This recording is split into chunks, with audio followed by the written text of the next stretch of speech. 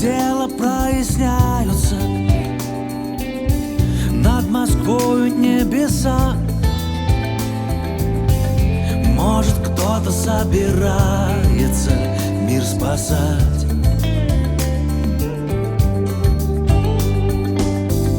Как-то противоестественно то, что счастье — это миг. Мир еще настолько девственный, черновик.